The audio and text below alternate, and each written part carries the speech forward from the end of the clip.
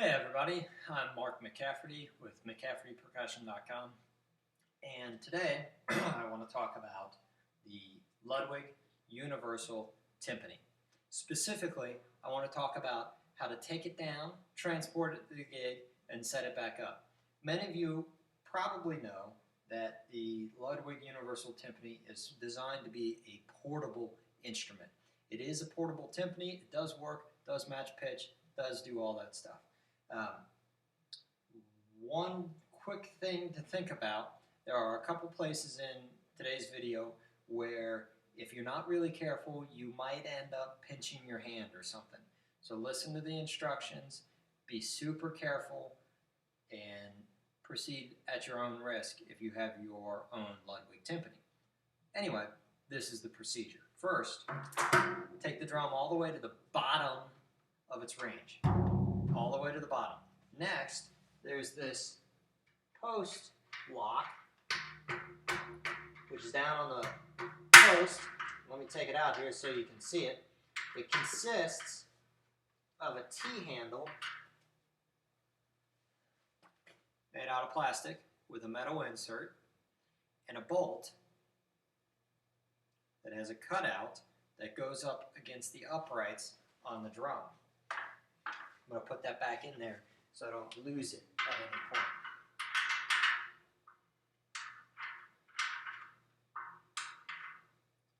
The next step, I always leave these on here, but the next step, keep your foot on the pedal. Don't let the pedal jump forward. Do not let the pedal jump forward. Take all tension off of the head.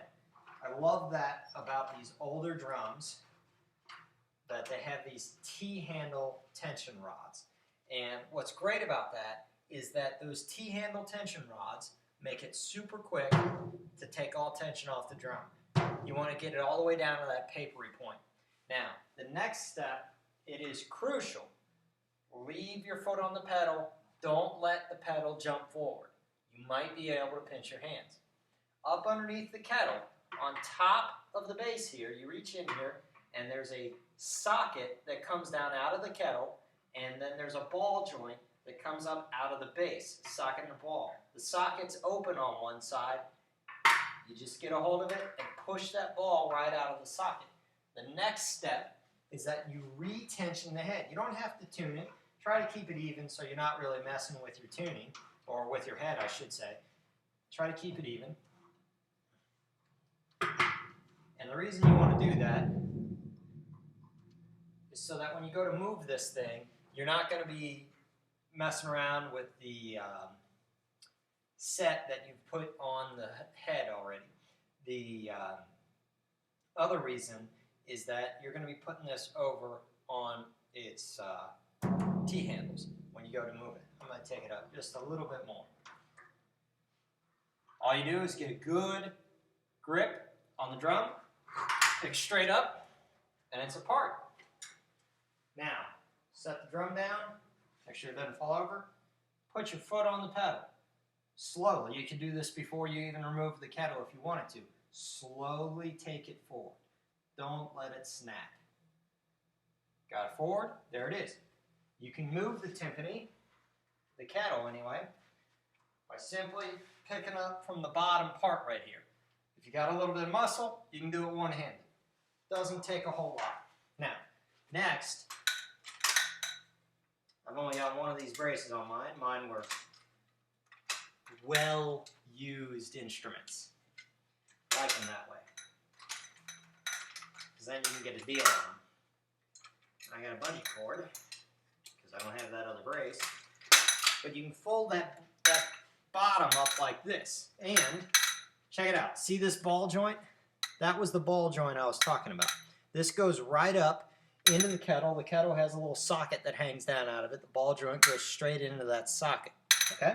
Now, when I go to move this, I like to take my stool. If you're going to a timpani gig, take a stool of some kind. Don't say I didn't warn you. All right?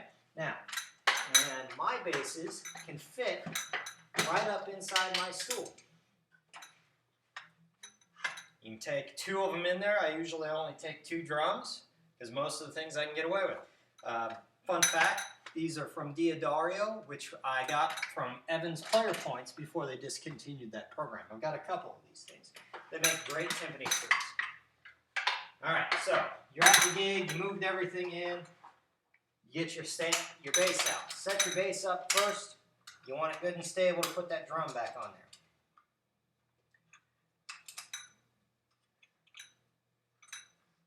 Get that all back together. And then, don't do anything else. You just pick your drum up, and you're going to have to line it up. It's usually easier with two people, but whoever has a person helping them on the gig, I don't know. I don't usually. But it takes just a second. Kind of hard to see.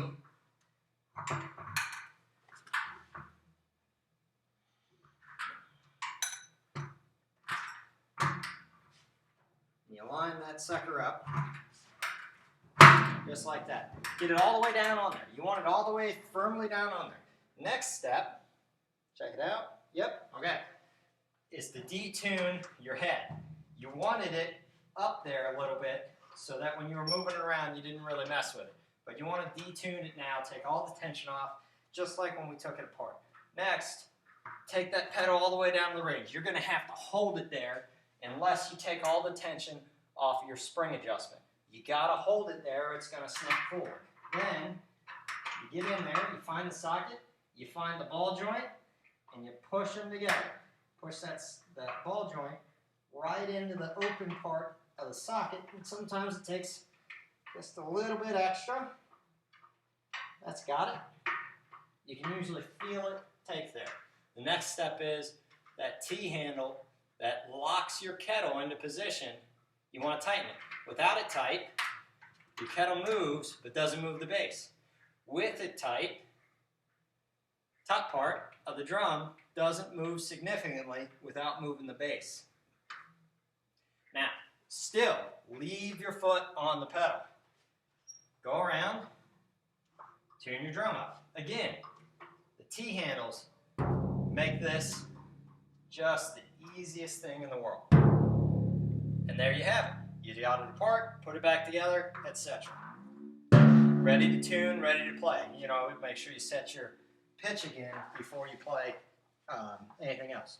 I will say, in my internet searching at one time, and this is one of the primary reasons I wanted to do this video, was that I found an instruction sheet from Ludwig, and they tell you to detune the head completely, take all the tension off the spring, turn the whole mechanism upside down, and somehow wiggle that ball and socket joint apart. I've never been able to do that in a way that doesn't either tear up my hand or tear up my drum head. I highly recommend you do it the way I just did. Be really careful when your hand's inside where that ball and socket joint are so that you don't pinch your hand, you don't pinch your finger, anything like that. Be really careful. It can happen. It hurts. Don't let it happen. Be smart. Be careful, right? The next thing is I have never actually been able to get the drum back together that way.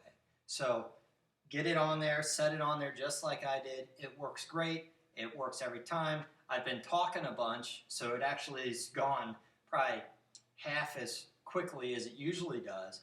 And it's when you practiced at it, it's pretty quick, it's pretty simple, it's pretty easy. The Ludwig Universal Timpani, great advantage to this drum. Even though it's not the best sounding, especially this is a regular collar drum, it's mounted directly to the stand, yada yada.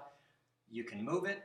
I have a station wagon, 4 Taurus, and I can get 4 of them, plus a stool, plus my music, plus my mallets, plus a set of bells, and an accessory case, and still have room left over into my car.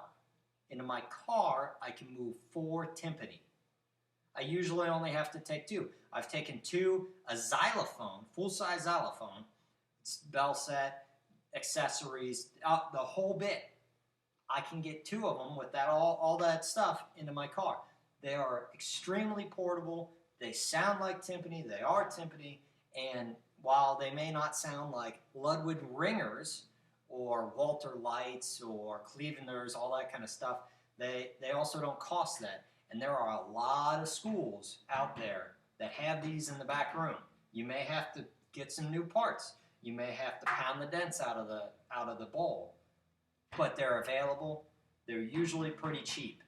Much less than a full set of timpani. Even if you bought them new, they're much less expensive than your standards or anything that's a one-piece set of timpani, because there's not a lot to them. They're very simple machines, and they're very effective. I've used them a lot. I have more than doubled, probably even tripled or quadrupled the investment I have in them. You get them pretty cheap, you put a little bit of work into them, you have gigs. The rest of your life, as long as you keep up with them, they'll work for you. They're a great instrument. They're very portable. If you have any questions or comments, give me an email at mark@mccaffertypercussion.com. Thank you.